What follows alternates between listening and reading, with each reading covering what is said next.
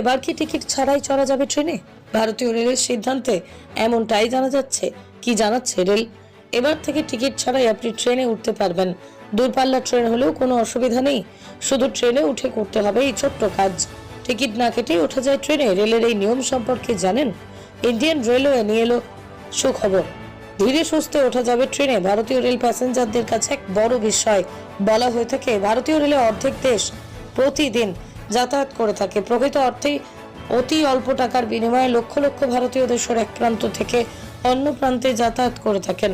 কিন্তু যাতায়াতের সময় একটি প্রশ্ন তাদের মাথায় প্রায়শই আসে, টিকিট কত, সস্তা নাকি দামি? এ বিষয়ে কি জানাচ্ছে রেল?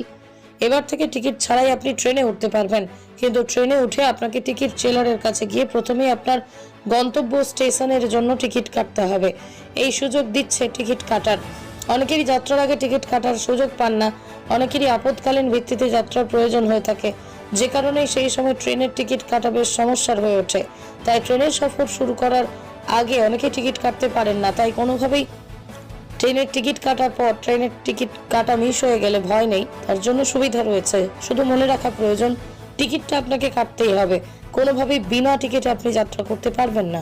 তাই ট্রেনে উঠে অতি আবশ্যিকভাবে চেকারের সঙ্গে কথা বলে কেটে নিন টিকিট।